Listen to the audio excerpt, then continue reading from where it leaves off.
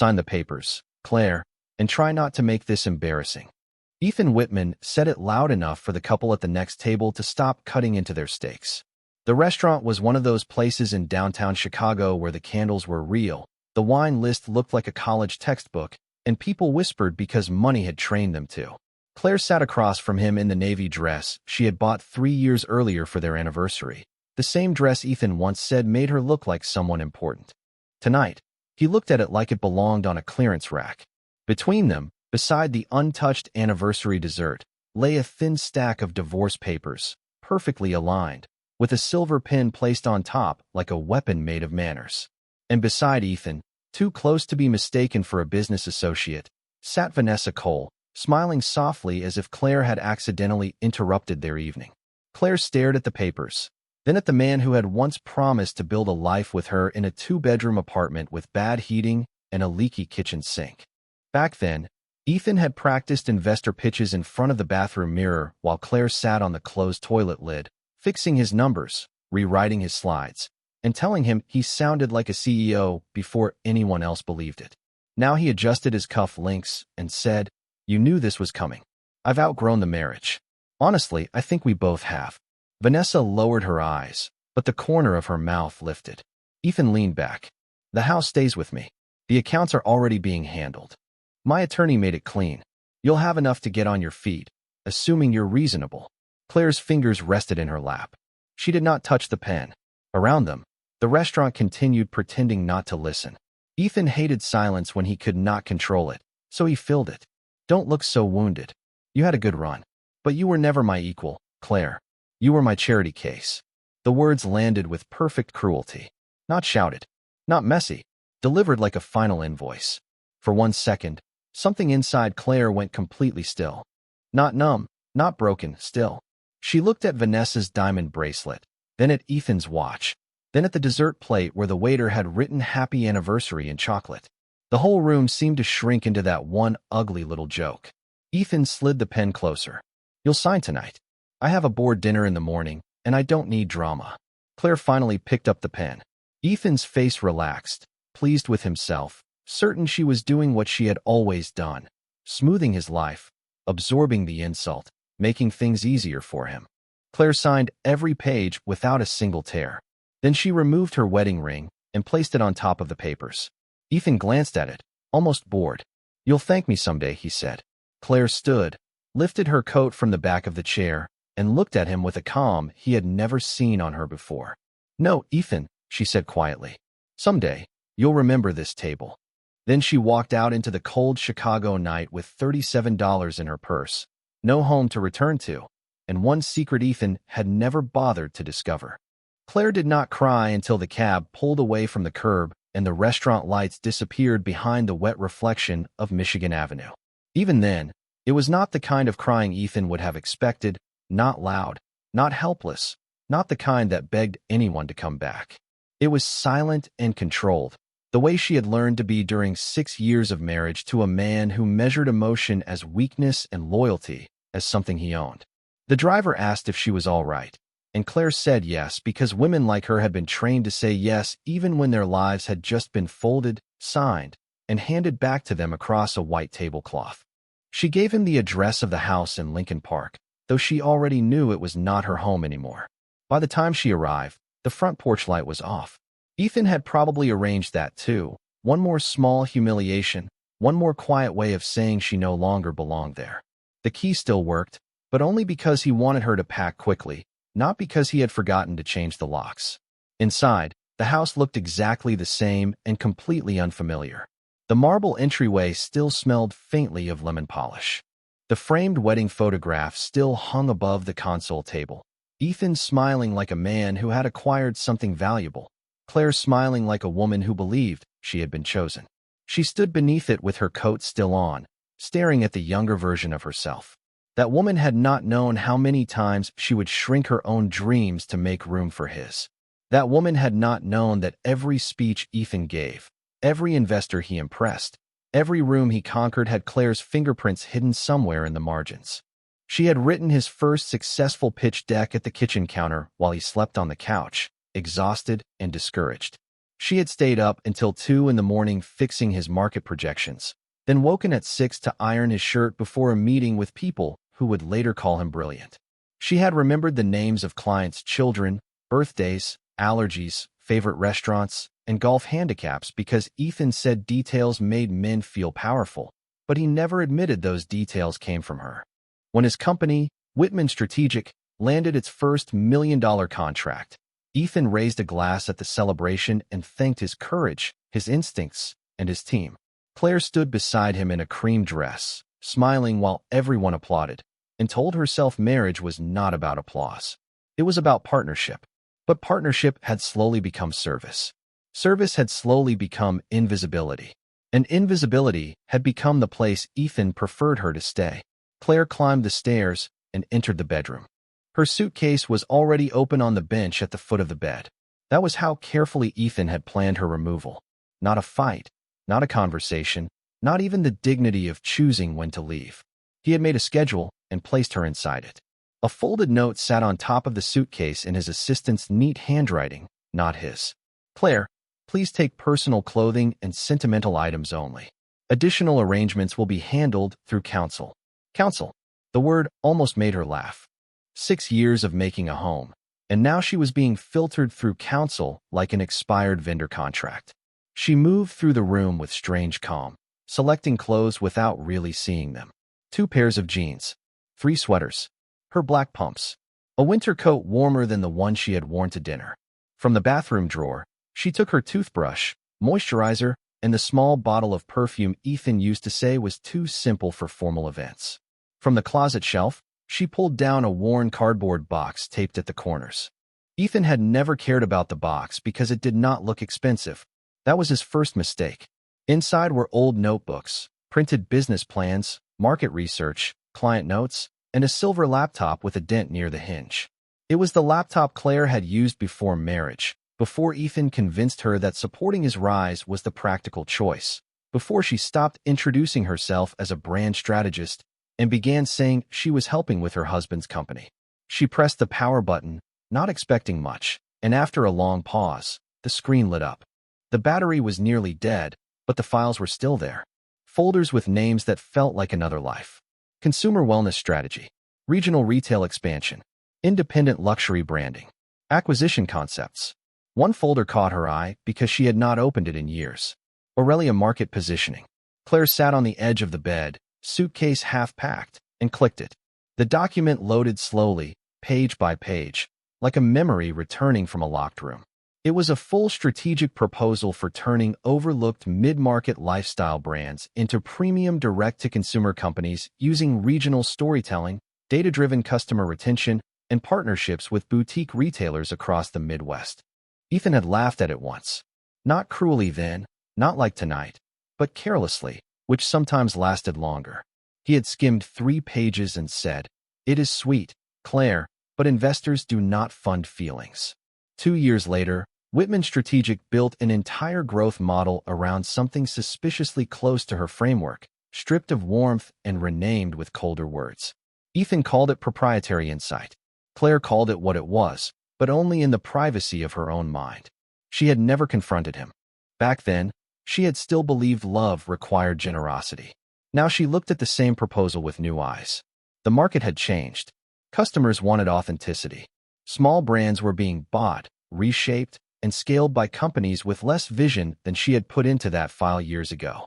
Ethan's current clients were chasing that exact space, trying to move into lifestyle acquisitions before competitors did.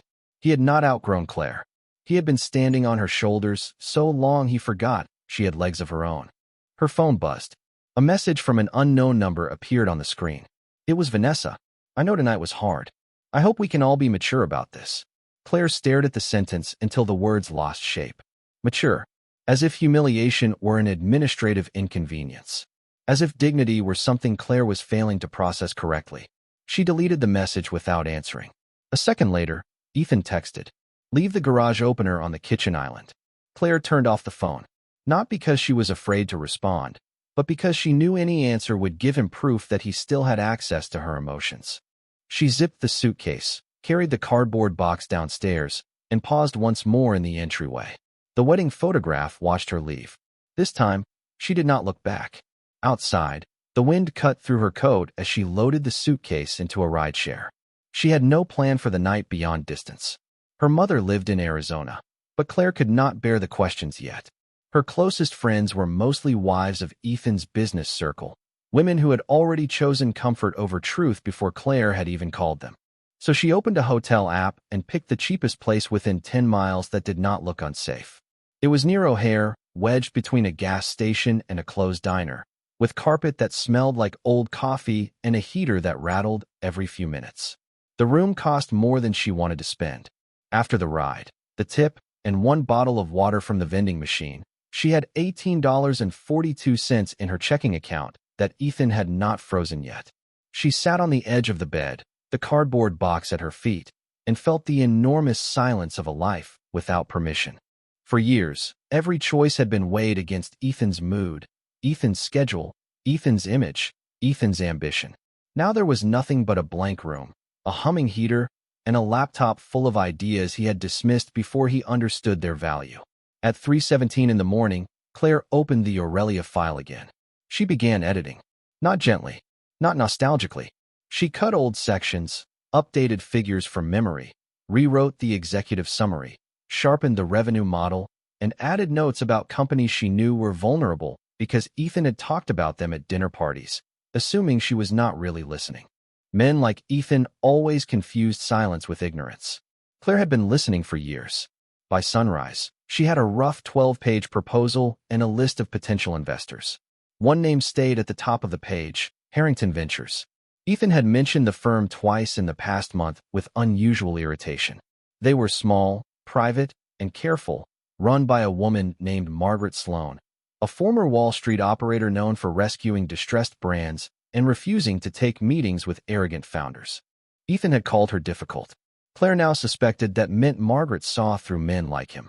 At 8 o'clock, Claire showered, put on the navy dress from the night before because it was the most professional thing she had, and used hotel coffee to steady her hands. Then she did something she had not done in years. She wrote an email under her own name. Not Mrs. Whitman, not Ethan's wife, not the person behind the scenes. Claire Whitman, brand strategist. She attached the proposal, wrote 3 direct paragraphs, and pressed send before fear could negotiate. Nothing happened for 4 hours. During that time, reality arrived in pieces. Ethan's attorney sent a formal notice. Her access to the Lincoln Park house would end at 6 that evening. One woman from the charity board texted that she was praying for both of them, which meant she had already heard Ethan's version. Another sent a sad face and asked whether Claire was going to move out of state. No one asked what really happened. By noon, Claire walked to a nearby diner and ordered toast because it was the cheapest thing on the menu. The waitress, a woman in her 60s with tired eyes and kind hands, refilled her coffee without charging extra. Claire opened her laptop again, pretending the screen did not blur from exhaustion. At 12:46, an email arrived. The sender was not an assistant. It was Margaret Sloan herself. Ms. Whitman, your proposal is either unusually bold or unusually informed. I am interested in knowing which. My office. Tomorrow. 9 o'clock. Do not be late. Claire read it once. Then again. Then a third time, slower. Outside the diner window, airplanes lifted into the gray Chicago sky, one after another, leaving clean white lines above a city that had watched her lose everything less than 24 hours earlier. For the first time since Ethan slid those papers across the table, Claire felt something other than shame. It was small, sharp, and dangerous. It was possibility. She paid for the toast, left the waitress 2 of her last $3, and walked back through the cold with the laptop pressed against her chest. Ethan thought he had emptied her life. He thought the house, the accounts, the friends, and the name were the structure that held her up. But he had missed the one thing he never valued because he could not take credit for it. Her mind. That night, in room 218 of a budget hotel near the airport, Claire did not sleep. She studied every public deal Harrington Ventures had made in the last 5 years. She mapped weaknesses in Ethan's current client portfolio. She rebuilt her proposal until the numbers were cleaner, the language stronger, the opportunity impossible to ignore. At 4:30 in the morning, her phone lit up again with Ethan's name. She let it ring until it stopped. Then came his message. I hope you are not making this harder than it needs to be. Claire looked at the screen, then at the revised proposal glowing on her laptop. For 6 years, she had made things easier for him. That part of her life was over. By the time the sun rose, Claire had printed the proposal in the hotel business center, placed it in a plain black folder, and pinned her hair back with the same clip she used to wear when helping Ethan prepare for investor meetings. Only this time, the meeting was hers. And somewhere across the city, Ethan Whitman was walking into his board dinner believing his former wife had disappeared quietly into the wreckage he left behind, never imagining that the woman he had dismissed at an anniversary table was about to step into a room where one question would decide whether she needed a job or whether she was ready to build power. By 8:20 the next morning, Claire was standing outside the Harrington Ventures building with a black folder pressed against her ribs and a pair of shoes that looked polished only because she had wiped them with a hotel washcloth at dawn. The building was not the tallest on LaSalle Street, and that made it more intimidating somehow. It did not need height to announce power. Its dark glass, brass doors, and quiet lobby told everyone who entered that noise was for people still trying to prove themselves. Claire stepped inside, gave her name to security, and waited while the guard checked a list on his tablet.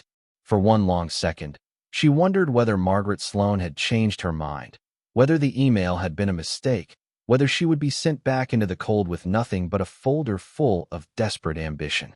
Then the guard nodded and handed her a visitor badge. 41st floor, Ms. Whitman. Hearing her own name, without Ethan attached to it, made something inside her straighten. Upstairs, the elevator opened into a reception area with pale stone floors, black leather chairs, and a wall of framed business magazine covers featuring companies Harrington had rescued before anyone else saw value in them. No receptionist smiled too widely. No assistant rushed. Everything moved with the calm of people who controlled money instead of chasing it. Claire checked the time. 8:54. She was 6 minutes early. At exactly 9, a glass door opened, and a woman in a charcoal suit appeared without introduction.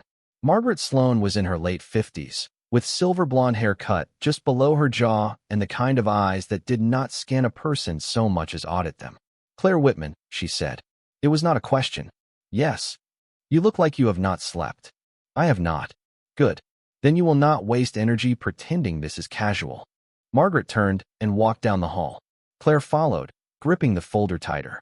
The office at the end of the corridor was large, but not showy. No giant portrait, no dramatic skyline desk, no useless sculpture purchased to impress visitors. Just shelves of marked binders, a long table, and 3 screens showing market data. Margaret pointed to a chair, but did not sit until Claire did. Your email was short, Margaret said. Your proposal was not. Claire placed the black folder on the table. I thought the idea needed room. Ideas rarely need room.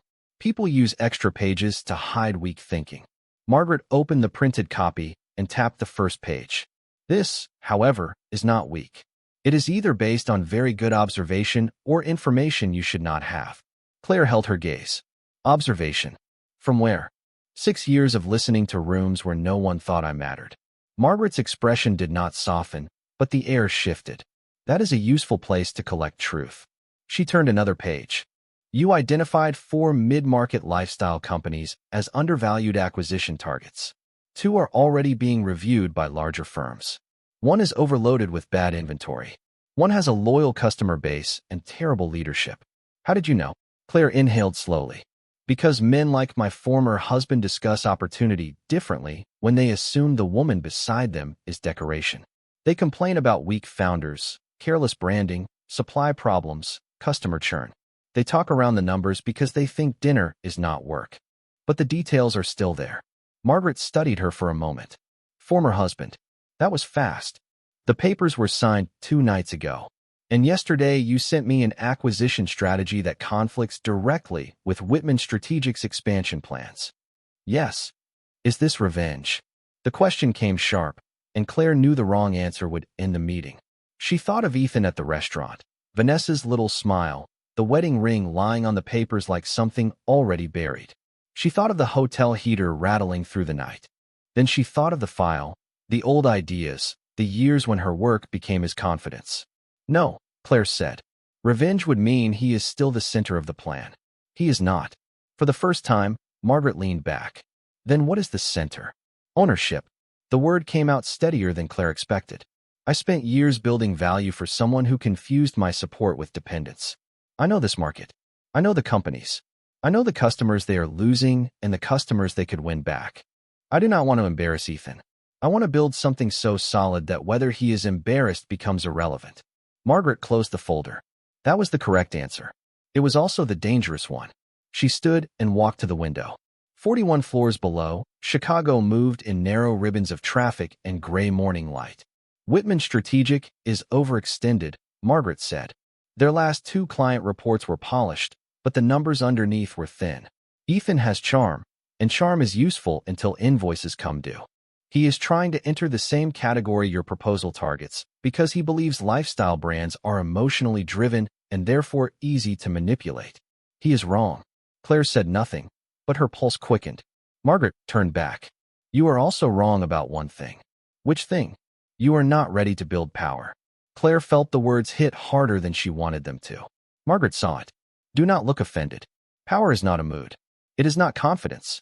It is not a speech in a mirror. Power is systems, leverage, capital, timing, and the ability to make a decision without needing everyone to understand your pain. Claire's cheeks warmed, but she did not look away. Then teach me. Margaret walked back to the table. I do not teach people who want rescue. I do not want rescue. You came here with $18 in your account and a proposal you revised in a budget hotel. That looks very close to rescue. I came here with an idea that could make you money. The silence after that was clean and immediate. Margaret's eyes narrowed, not with anger, but with interest. Say that again. Claire sat straighter. I came here with an idea that could make you money. My personal life explains my urgency, not the value of the proposal. Margaret's mouth almost curved. Almost. She opened a drawer, took out a thin blue folder, and slid it across the table. There is a company called Larkin Finch. Regional home goods, family-owned, based outside Milwaukee, 3 warehouses, 8 retail locations, strong customer loyalty, weak digital presence, aging leadership, and a cash problem they are hiding badly. Whitman Strategic wants them as a client. I want to know whether they should be bought instead. Claire opened the folder and scanned the first page. Revenue, debt, inventory turnover, customer demographics. Nothing complete, just enough to tempt and test. You want a recommendation. I want a decision. By 5 o'clock. Claire looked up. Today. Power does not wait until you feel prepared. Margaret checked her watch. Conference room 4 is empty. My assistant will give you access to public filings, market reports, and retail traffic data. No calls to Ethan.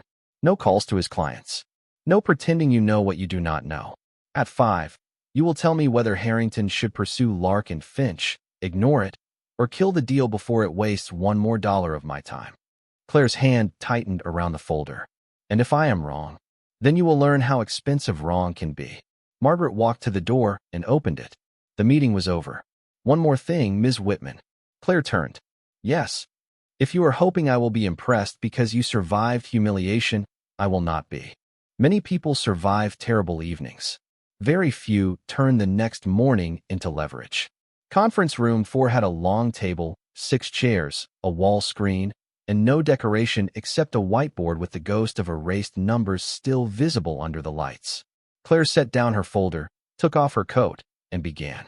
The first hour was panic disguised as productivity. She read too quickly, opened too many tabs, made notes in 3 different places, and felt the pressure of every missing credential Ethan used to make her feel small. She did not have a graduate degree from a famous business school. She did not have a corner office. She did not have a team. She had a hotel key card in her purse and a granola bar she had taken from the lobby breakfast. Then she forced herself to stop. Ethan's voice, the one he had planted in her head over years of corrections and sighs, told her she was playing dress-up in a world he understood better. Claire closed her eyes, placed both palms flat on the table, and remembered something she had forgotten. She had always understood the work before he found words expensive enough to describe it. So she started again, slower.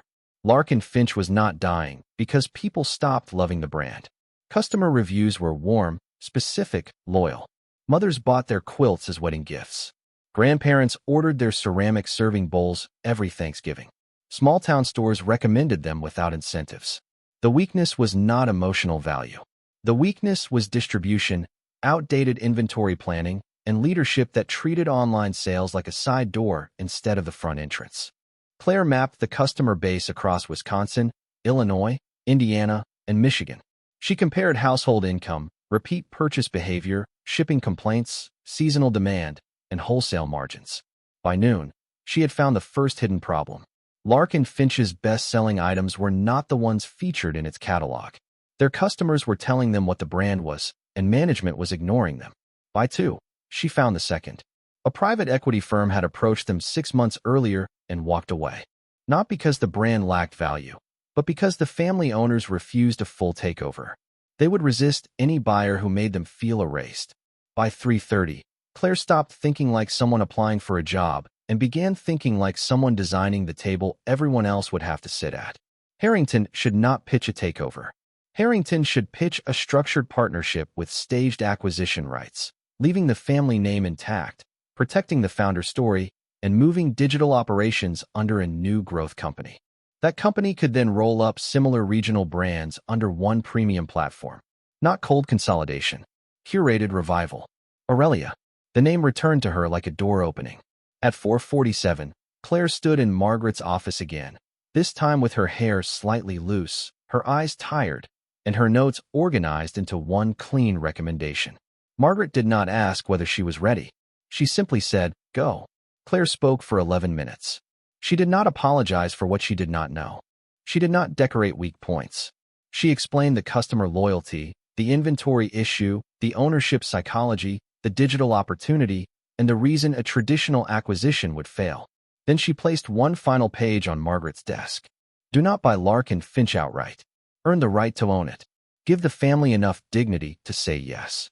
Then use it as the first brand in a portfolio of regional American lifestyle companies with heritage, trust, and underbuilt digital channels. Margaret read the final page without expression. And who runs that portfolio? Claire's mouth went dry. This was the question underneath every question. If she said Harrington, she was safe. If she said Margaret, she was polite. If she said herself, she might sound delusional. But something had changed between 9 in the morning and 5 in the afternoon. Not her bank account, not her address, not the fact that Ethan still thought she was nowhere. What changed was that Claire had spent a day inside the work and remembered the shape of her own mind. Eventually, she said, "I do." Margaret looked up. The office seemed to hold its breath. Then she reached for a pen, wrote something on a card, and slid it across the desk. It was an address in River North. Room 409, Margaret said. Temporary corporate housing. 30 days. You start tomorrow at 7:30 as a strategic consultant on probation. Not because I feel sorry for you. Because if half of what you showed me today is real, Ethan Whitman did not divorce a dependent wife. He released a competitor. Claire stared at the card. Room 409. It sounded like a number, but it felt like the first coordinate on a map she had not known she was allowed to draw. Margaret stood, signaling the end again. Do you want a job, Claire? Claire picked up the card. The safe answer was yes. The hungry answer was no. But the truth, for the first time in years, was larger than both. I want power, she said. Margaret finally smiled, just enough to be dangerous. Then we begin by making sure you know what to do with it. That evening, while Ethan sat in a private dining room telling board members that his divorce had been handled cleanly, Claire unlocked the door to room 409 with a borrowed suitcase, a black folder, and the strange, steady feeling that the life he thought he had ended had only just found its first real address.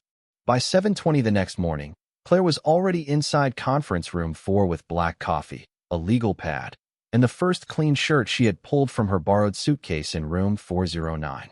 She had expected probation to feel temporary, like standing near an exit with one hand on the door, but Margaret Sloan did not build temporary rooms. She built pressure chambers. At 7:30 sharp, Margaret entered with 2 analysts, one operations director, and a stack of files thick enough to make Claire understand that yesterday had not been a victory. It had been an invitation to prove she could survive the next test. Larkin Finch has agreed to a preliminary conversation, Margaret said, placing a file in front of Claire. Not because they trust us, because their bank is nervous, their holiday inventory is late, and their eldest son thinks selling candles online is a technology strategy. One analyst smiled. Margaret did not. Claire, you will prepare the founder briefing. Not the financial model. Not the legal terms. The founder briefing. If they feel cornered, the deal dies before it begins. Claire opened the file. Inside were photographs of a family store in Cedarburg, Wisconsin, product sheets, customer reviews, vendor notes, and a short biography of the founder, Eleanor Finch, who had started the company from her farmhouse kitchen 32 years earlier. Ethan would have skipped the biography and gone straight to margins. Claire did the opposite. She read every line about Eleanor first. By noon, she knew the company was not just selling quilts, bowls, candles, and table linens. It was selling the feeling of coming home for Thanksgiving even when the customer lived in a high-rise apartment hundreds of miles away. That was the part no spreadsheet could create, and the part bad management could destroy in one quarter if it chased growth without respect. Claire built the briefing around one sentence. Protect the story, modernize the system. Margaret reviewed it at 5:40 and crossed out almost nothing. This is good, she said. For Margaret, good sounded like a standing ovation. Now make it shorter. People who are scared do not read long decks.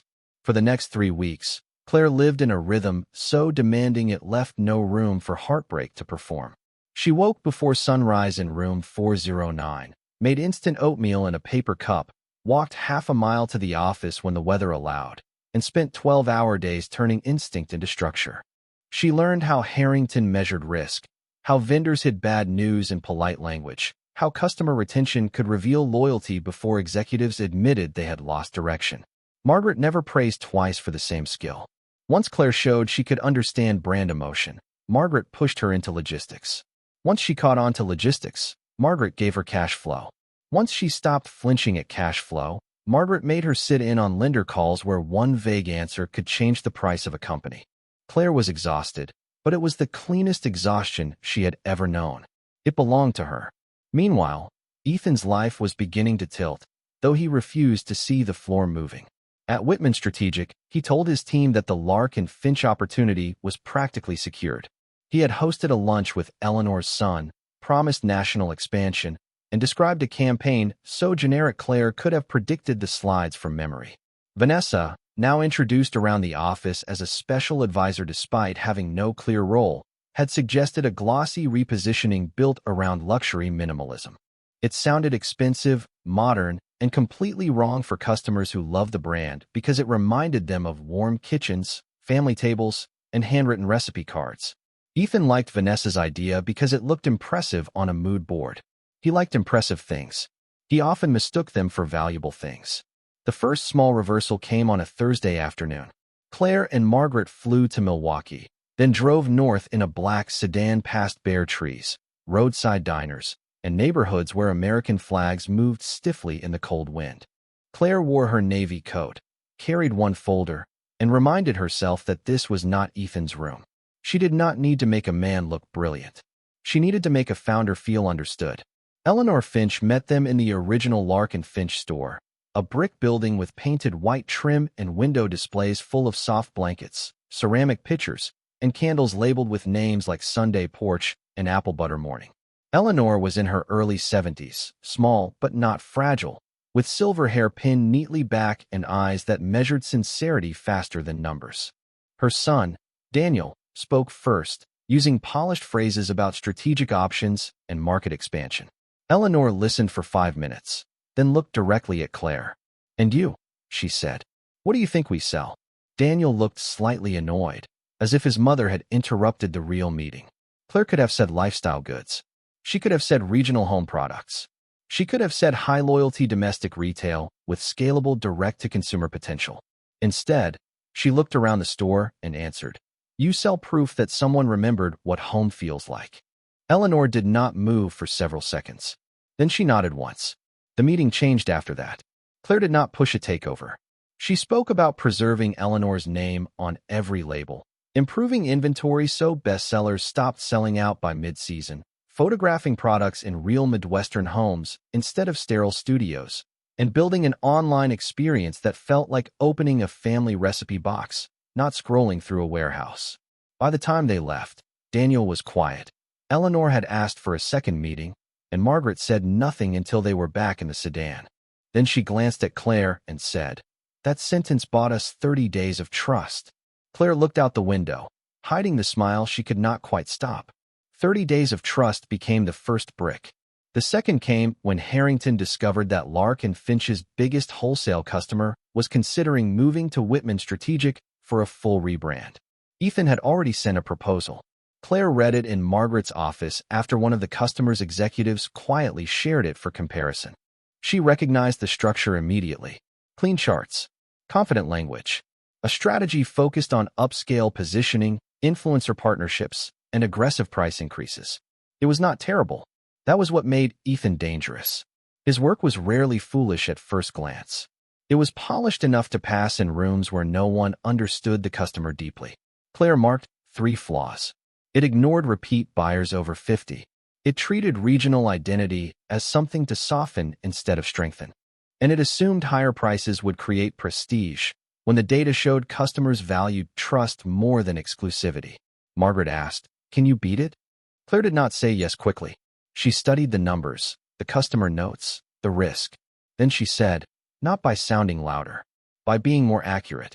2 days later, Claire presented an alternative retention plan to the wholesale customers' leadership. She did not mention Ethan. She did not need to. She showed them where their most loyal customers lived, what they bought twice, what they recommended to friends, and why replacing warmth with sleek emptiness would cost them years of trust.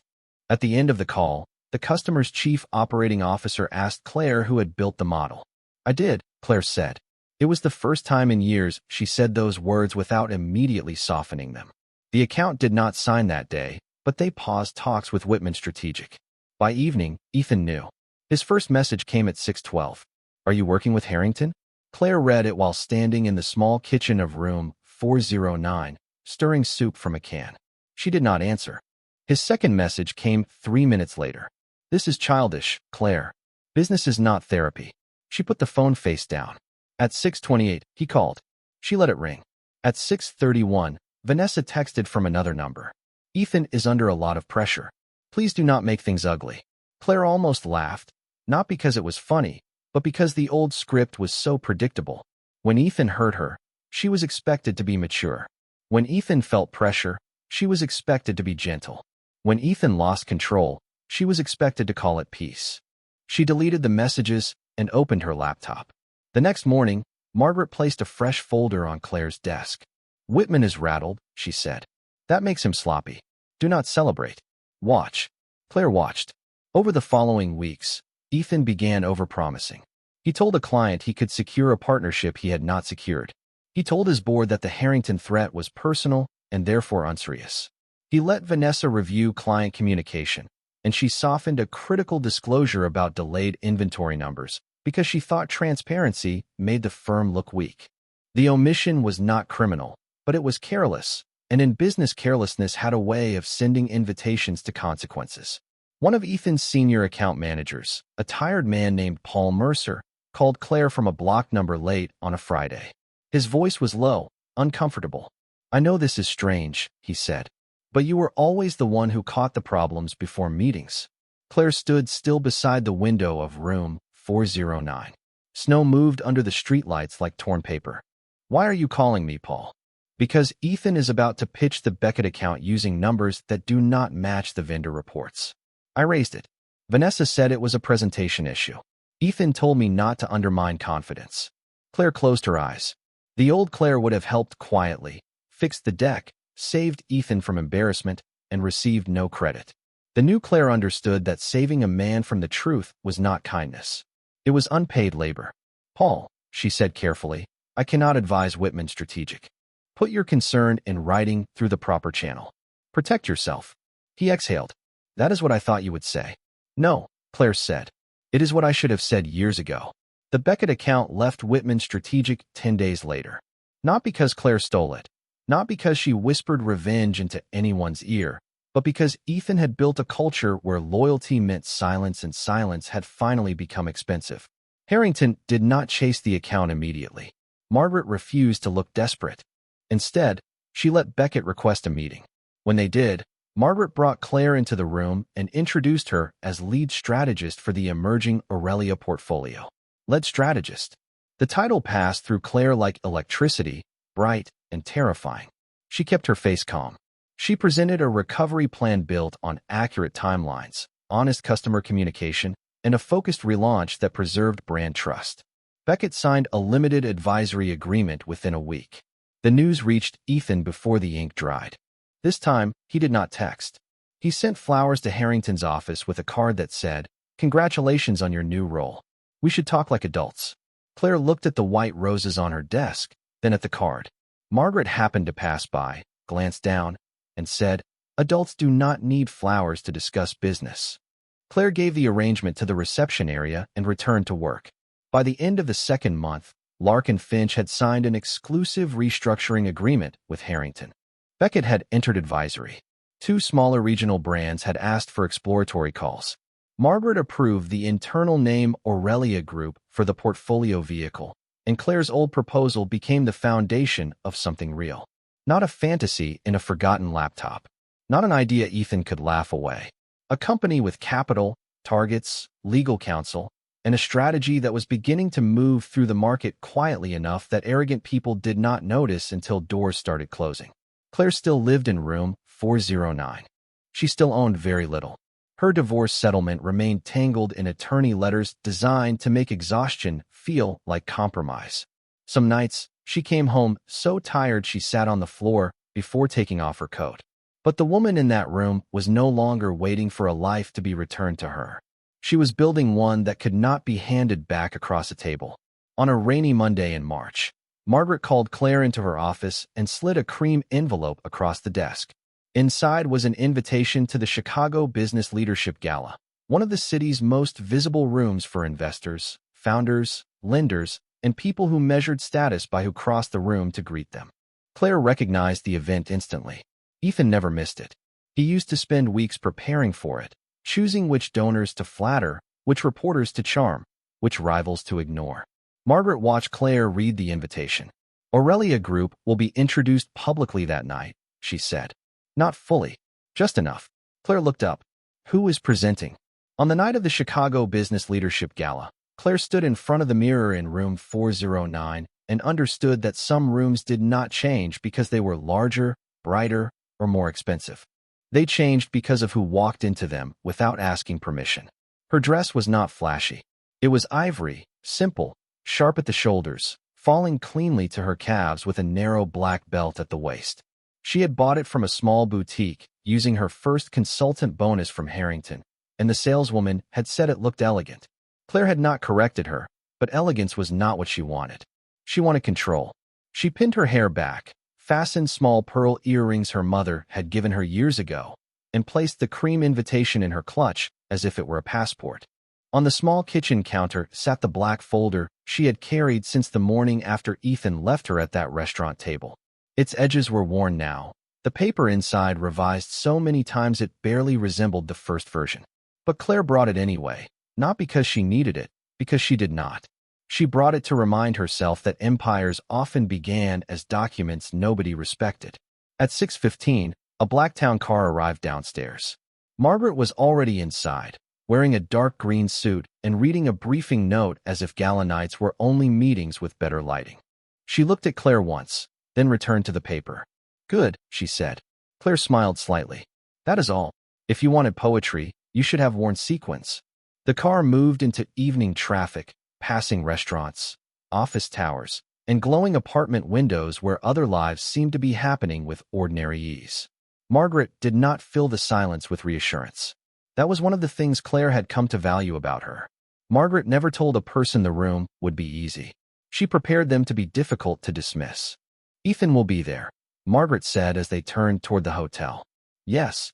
Vanessa will likely be there too." "Yes. Do not look for them." Claire turned from the window. "I was not planning to."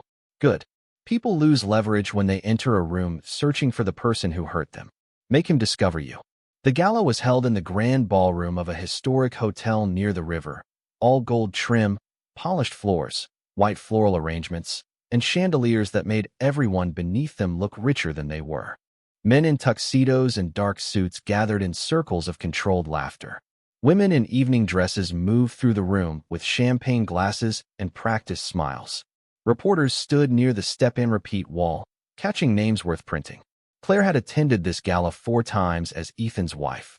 Back then, she had stood half a step behind him while he introduced her as Claire, my better half, in the tone of a man complimenting himself for owning something tasteful. She had known where to stand, when to smile, when to laugh, when to rescue a conversation he had made too aggressive. Tonight, when she entered beside Margaret Sloane, no one knew exactly what to do with her, and that was the first pleasure of the evening. Some people recognized her. Their eyes moved quickly from her face to Margaret, then back again, recalculating. A charity board member who had sent Claire that careful sad-face message 2 months earlier lifted her hand in a hesitant greeting, then lowered it when Claire continued walking. A banker who once ignored Claire during dinner stepped forward to shake Margaret's hand and found himself being introduced to Claire as lead strategist for Aurelia Group. He repeated the title with visible surprise. Aurelia Group, he said. I have been hearing that name this week. Margaret's expression stayed pleasant. Then you are listening to the right people. Across the room, Ethan Whitman was holding court near the bar. He wore a black tuxedo and the calm expression of a man determined to appear untouched by pressure. Vanessa stood at his side in a silver dress, laughing at something one of his board members said. From a distance, they looked exactly as they had wanted to look at the restaurant. Polished, unbothered, victorious. But distance had always been kind to Ethan. Up close, the strain showed. His smile came half a second late. His shoulders were too stiff. His eyes kept moving toward the entrance, as if expecting bad news to arrive wearing a name tag. He saw Margaret first. Then he saw Claire. The change in his face was small enough that most people missed it, but Claire knew him too well. His expression did not break, it locked. Vanessa followed his gaze and stopped smiling. For one suspended second, the room seemed to fold itself around the 3 of them. Claire did not look away, but she did not walk toward him either. She simply turned to greet Eleanor Finch, who had arrived with her son Daniel, and looked proud, nervous, and beautifully out of place among all the polished ambition. Claire took Eleanor's hands warmly. You came. Eleanor squeezed back. You said tonight mattered. It does. Then I wanted to see whether this city knows how to respect what it nearly misses. Daniel looked around the ballroom with the alertness of a man beginning to understand that his mother's company might be worth more than he had imagined. Claire introduced them to a regional lender, then to a retail operations partner, then to a journalist covering legacy brands. She did it easily, without rushing, without performing. Each introduction was a small door opening, and every door led farther away from the life Ethan thought she could not survive. 20 minutes later, he approached. Claire sensed him before she heard him, the old gravity of his presence trying to pull her back into familiar posture. Claire, Ethan said, stopping a few feet away. Vanessa was beside him, though she looked less certain than she had at dinner. I did not expect to see you here. Claire turned. Good evening, Ethan. The simplicity of it irritated him. He had expected embarrassment, defensiveness, perhaps a fragile attempt at pride. Instead, she gave him the same polite tone she might have given a hotel manager. He smiled for the benefit of anyone watching. Margaret has always enjoyed surprises. Margaret, standing just behind Claire, replied before Claire could. Only profitable ones. Ethan chuckled, but it did not land. Of course. Claire, I heard you have been helping Harrington with a few projects. That is wonderful. Truly. I always said you had a good eye for presentation. There it was, the velvet downgrade. Helping. A few projects. Good eye. Presentation. Vanessa added. It must feel nice to get out and be busy. Claire looked at her, not sharply, not cruelly, simply long enough that Vanessa's smile thinned. It does, Claire said. Ethan glanced at the group around them, noticing Eleanor Finch, Daniel, and the lender. Recognition flickered. He knew enough to know the gathering was not random. Eleanor, he said smoothly, stepping toward her. I am glad you made it. Daniel, good to see you. I hope we can continue our conversation soon. Eleanor gave him a polite nod, the kind reserved for people one might not invite into the kitchen. Mr. Whitman. Daniel looked uncomfortable. The lender checked his phone. The small circle did not open for Ethan the way circles usually did. Claire watched him realize it. Well, Ethan said, turning back to her, voice lighter than his eyes. I suppose Chicago is smaller than we think. Only for people standing still, Claire said. Margaret coughed once, which might have been a laugh if Margaret had been a different woman. Before Ethan could answer, a chime sounded from the front of the ballroom. The evening host stepped onto the low stage and invited guests to take their seats. The room flowed toward round tables dressed in white linen and gold chargers. Claire's place card was at Margaret's table near the front, between Eleanor Finch and a partner from a national retail bank. Ethan's table was 2 rows back, close enough to see everything, too far to control anything. Dinner moved through courses Claire barely tasted. Roasted chicken, asparagus, small potatoes arranged as if geometry improved them. Speeches began, scholarship funds, civic leadership, innovation in American business. Ethan leaned toward Vanessa twice, whispering. Claire did not look at him. She focused on Margaret's notes, the timing, the small card with her own speaking points. When the host returned to the microphone, the ballroom quieted into that particular silence of wealthy people expecting to be impressed. Tonight, he said, we are also pleased to recognize a new initiative in regional brand revitalization, backed by Harrington Ventures, focused on preserving trusted American companies while preparing them for the next generation of growth. Ethan's hand froze around his water glass. Claire saw it because she was facing the stage, not because she was looking for him. Please welcome Margaret Sloan, founder of Harrington Ventures. Margaret rose to applause that was respectful, not loud, because powerful people did not clap too hard unless they wanted something. She walked to the stage and spoke for 3 minutes about heritage brands, operational discipline, and the dangerous mistake of confusing modernization with erasure. Then she paused. But Harrington did not build this platform alone. The strategic foundation came from someone who understood, more clearly than anyone in our room, that overlooked does not mean weak, and quiet does not mean empty. Ladies and gentlemen, allow me to introduce the lead architect of Aurelia Group, Claire Whitman. For a moment, there was no sound in Claire's body except her heartbeat. Then Eleanor touched her arm once, gentle and firm. Claire stood. The applause began before she reached the stage. Not thunderous, not cinematic, but real enough to cross the room and find the place inside her where Ethan's words had once landed. She climbed the steps, accepted the microphone from Margaret, and faced the ballroom. Lights softened the edges of the crowd, but she could still see Ethan. He was no longer pretending to whisper. He was staring. Vanessa looked down at her lap. Claire took one breath. When people talk about business transformation, she began, they often talk about scale, capital, and speed.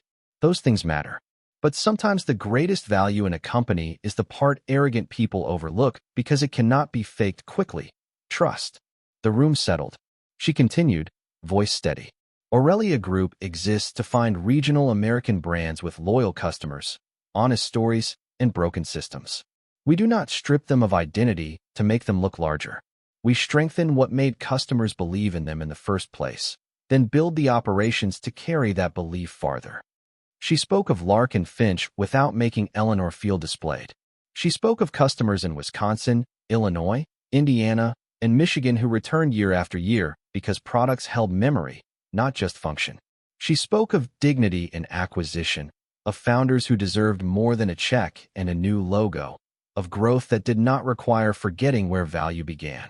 With every sentence, Claire felt the old version of herself move farther away. The woman who once whispered corrections into Ethan's presentations from the passenger seat. The woman who handed him sharper words and watched him receive louder applause. Now the words were hers. The room was hers. The silence was hers. Then came the moment Margaret had saved until the end. A slide appeared behind Claire with the Aurelia Group mark, elegant gold lettering over deep blue, and beneath it the first portfolio announcement. Lark and Finch, strategic restructuring, and staged acquisition partnership, led by Aurelia Group. A low murmur traveled across the ballroom. Deals were supposed to be whispered about before they were confirmed. This one had moved quietly, carefully, and now arrived in public with finished confidence. Claire looked toward Eleanor, who was smiling with tears in her eyes, then back at the room. Our first partnership begins not by replacing a family legacy, but by protecting it. The applause this time was stronger. People turned toward Eleanor, toward Margaret, toward Claire. Cameras lifted. A reporter near the front wrote quickly, and 2 rows back. Ethan finally understood the shape of what he had missed. Lark and Finch was not merely a lost prospect. Aurelia was not a side project. Claire was not helping. She was leading. The woman he had told to sign papers quietly had just announced control of the exact market he had been trying to enter, with the exact founder he had failed to understand, from the stage of the room where he had always wanted to be admired. Claire ended without raising her voice. A company is only as strong as the people willing to see its real value before the market does. That is what we intend to do. She handed the microphone back to Margaret and stepped down into applause. As she returned to her table, guests rose to greet her. The banker asked for a meeting. The journalist requested an interview. Daniel Finch looked at his mother with something like apology. Margaret said nothing, but her eyes held approval sharper than praise. Claire sat, and for the first time that night, she allowed herself to glance at Ethan. His face was pale beneath the ballroom lights, his jaw tight, his confidence searching for somewhere to stand. Vanessa leaned toward him, but he did not seem to hear her. On the table in front of him, his phone lit up again and again. Board members, clients, questions, consequences. He looked across the room at Claire, and she saw the exact moment recognition replaced disbelief. Not regret yet. Regret required humility, and Ethan had not arrived there. But fear had entered the room and taken the empty chair beside him. Claire lifted her water glass, not in a toast, not as a message, simply because she was thirsty. That ordinary gesture seemed to unsettle him more than any insult could have. He had expected revenge to look loud. He had expected anger, accusation, perhaps the satisfaction of seeing her try to hurt him back. He had not prepared for this version of Claire, calm beneath chandeliers, surrounded by people who now wanted her attention, building something that made him smaller without ever saying his name. After dessert, the crowd loosened. Guests moved between tables, exchanging cards and promises. Claire was speaking with the retail bank partner when Ethan appeared again, alone this time. No Vanessa. No smile. No performance polished enough to hide the crack beneath it. Claire, he said quietly, we need to talk. She finished her sentence to the banker, accepted his card, and only then turned to Ethan. Do we? His eyes flicked toward the people nearby. Privately. There was a time when that single word would have pulled her into a hallway, a corner, a smaller room where he could lower his voice and rearrange reality until she doubted her own memory. But that time belonged to a woman who had left a ring on a restaurant table. Claire held his gaze. Send a meeting request to Harrington. Ethan blinked. This is not a joke. I know. You do not understand what is happening. Claire looked past him at the ballroom, at Eleanor laughing with Margaret, at reporters circling the Aurelia announcement, at the city's most careful money beginning to move in a new direction. Then she looked back at the man who had once told her she was charity. Actually, Ethan, she said, calm enough to be merciless. I think I finally do. He opened his mouth, but before he could answer, Margaret appeared at Claire's side. We are leaving in 5 minutes, she said. Her tone made it clear that Ethan was not part of that sentence. Claire nodded.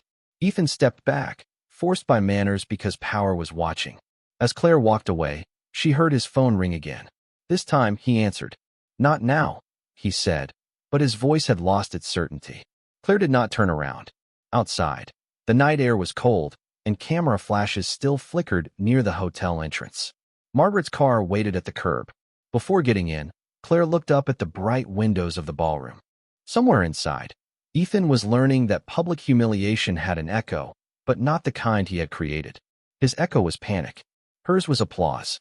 By 8 the next morning, Ethan Whitman had sent 3 emails, 2 text messages, and 1 formal request through his assistant for a private meeting with Claire. By 9:15, Margaret Sloan forwarded the request back to him with 1 sentence. All business discussions with Aurelia Group will take place at Harrington Ventures, with counsel available if needed. Claire read the message from her desk and felt no triumph, only clarity. The gala had not ended Ethan. It had exposed him. There was a difference, and Margaret had taught her to respect the difference. Exposure created movement. Movement created mistakes. By noon, those mistakes had started arriving. A lender connected to Whitman Strategic asked whether Harrington had concerns about overlapping client claims. A board member from Ethan's company requested an informal call with Margaret. Then Paul Mercer, the senior account manager who had once warned Claire about mismatched vendor reports, sent a protected file through a proper channel. Claire did not open it alone. She walked it straight to Margaret's office. Good, Margaret said, calling legal counsel before touching the attachment. Never pick up a snake just because someone says it is sleeping. The file was not dramatic at first glance. No scandalous confession. No cinematic secret. Just versions of presentations, client projections, and investor updates from Whitman Strategic, many marked revised. But the pattern was there, patient and damning. Ethan had taken old strategic frameworks Claire created years earlier, repackaged them as proprietary Whitman methodology, then used them to support growth promises he could not fully deliver. Worse, in 2 client reports, delayed vendor data had been softened to protect confidence before board reviews. The language was careful enough to deny intent, but not careful enough to erase responsibility. Margaret reviewed the documents, then looked at Claire. This is not revenge material. This is governance material. Claire nodded. Then treat it that way. The meeting with Ethan was scheduled for Friday at 3 o'clock in a glass conference room on the 41st floor, the same floor where Claire had first arrived with a hotel key card and an exhausted hope she was afraid to name. This time, she entered in a charcoal blazer, carrying no folder, because the documents were already on the table. Margaret sat to her left. Harrington's counsel sat to her right. Ethan arrived 7 minutes late, a mistake he would once have called strategy. He wore a navy suit and a pale blue tie, but the smoothness had thinned. His face looked rested in the artificial way of someone who had not slept enough and had worked hard to hide it. "Claire," he said, as if the room were personal. "Ethan," she replied, as if it was not. He glanced at Margaret and counsel, then forced a small laugh. "Is all this necessary?" Margaret answered, "Yes." Ethan sat. For several seconds, he looked only at Claire. "I wanted to talk to you privately because this has gone too far." Claire folded her hands on the table. "What has gone too far?" "This." He gestured vaguely, the way powerful men did when they wanted consequences to look like confusion. "Aurelia. Larkin Finch. Beckett. The gala. You are making moves in my market. It was never your market." His jaw tightened. "You know what I mean." "I do. That is the problem." Ethan leaned forward, lowering his voice even though everyone could hear him clearly. "Claire, we were married for 6 years. I know how hurt you are. I handled the divorce badly. I can admit that.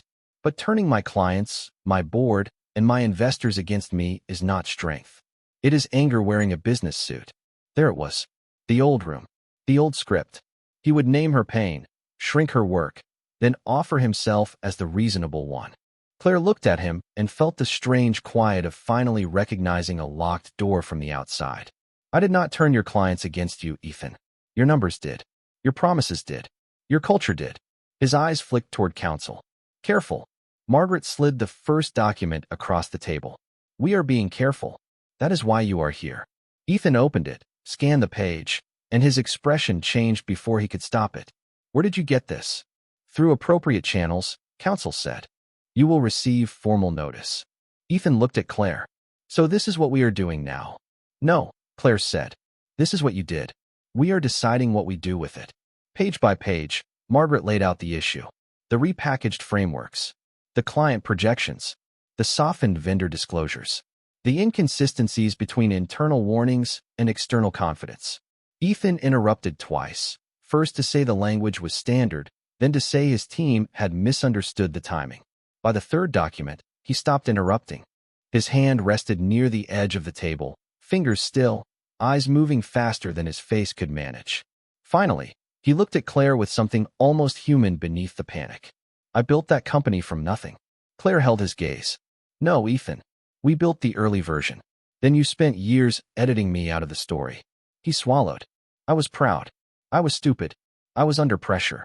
All of that may be true. Then help me fix it." The sentence arrived softly, and for a moment Claire saw the man from the 2-bedroom apartment with bad heating, the man practicing pitches in a wrinkled shirt, terrified that the world would discover he was not as certain as he sounded. Once, that memory would have opened every door in her. Once, she would have reached for the deck, corrected the numbers, called the client, saved the room, and accepted crumbs of gratitude as love. But memory was not a contract. "What are you asking for?" she said. Ethan leaned in. "Aurelia can partner with Whitman Strategic. Quietly. You can frame it as a market alignment. We give you access to clients. You give us operational credibility. The board calms down. The lenders calm down. Everyone wins." Margaret's face did not move. Counsel wrote something down. Claire almost admired the instinct. Even cornered, Ethan could find a way to turn rescue into acquisition. "And what do I get?" she asked. "You get what you wanted," Ethan said. "Recognition. A real seat at the table. Your name on the work." Claire was quiet long enough for him to mistake it for hesitation. Then she said, "Ethan, I already have that." His face tightened. "Do not humiliate me." The words hung in the glass room, astonishing in their lack of memory. Claire looked at him, and the restaurant returned for one breath. The anniversary dessert, Vanessa's smile, the pen beside the papers, his voice saying not to make it embarrassing. She did not raise her voice. "I am not here to humiliate you. I am here to stop protecting you." Margaret slid the final document forward. It was not a lawsuit. It was not a threat dressed as revenge. It was a proposal. Harrington Ventures, through Aurelia Group, would acquire selected client contracts, retain eligible staff under review, and provide a structured wind-down option for parts of Whitman Strategic that could not meet disclosure standards. Ethan read the first page, then the second. His voice dropped. "You are trying to replace me." Claire answered with the calmest truth she had ever spoken to him. "No, you made yourself replaceable. I am offering your clients a safer place to land." For the first time since she had known him, Ethan had no polished sentence ready. He looked from Claire to Margaret to Counsel, then back to Claire, as if searching for the wife who used to soften every hard edge before it reached him. She was not in the room. "Claire," he said, and now there was no performance left, only fear. "Please." She felt the word, but it did not command her. "The board already has the documents," Margaret said. "So do the lenders who require notice. What happens next depends on whether you cooperate." Ethan stared at the table. Outside the conference room, Chicago continued moving behind the glass. Cars crossing bridges, people walking under winter light, the city indifferent to men who mistook admiration for permanence. At last, Ethan stood, slower than he had entered. "You were waiting for this," he said to Claire, but the accusation sounded weak even to him. Claire stood too. "No, I was working. You just never understood the difference." He left without another word. When the door closed, Margaret gathered the papers and gave Claire one approving nod. That was clean. Claire looked at the empty chair Ethan had occupied. Clean did not mean painless. Clean meant she had not betrayed herself to make his fall easier.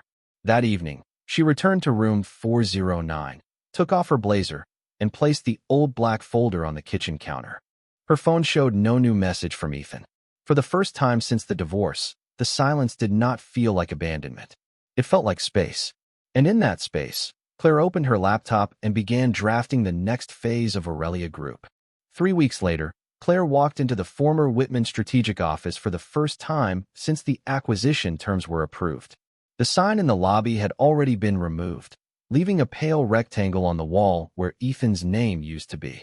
Employees moved quietly through the space, some relieved, some uncertain, all watching the woman they once knew only as the founder's wife step past reception with Margaret Sloan at her side and legal folders waiting in the main conference room.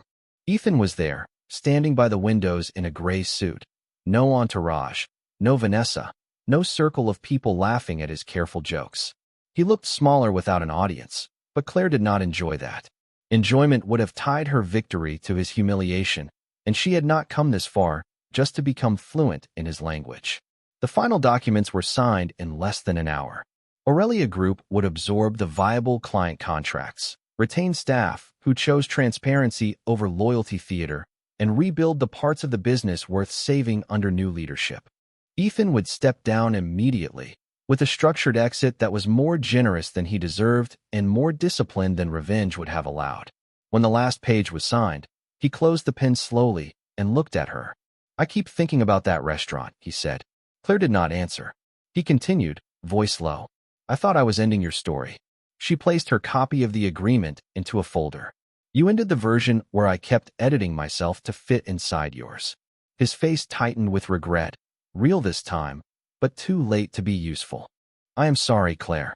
She believed that he was sorry for many things now. For losing control, for misjudging her, for discovering that the woman he dismissed had become the person who could decide the future of what he built.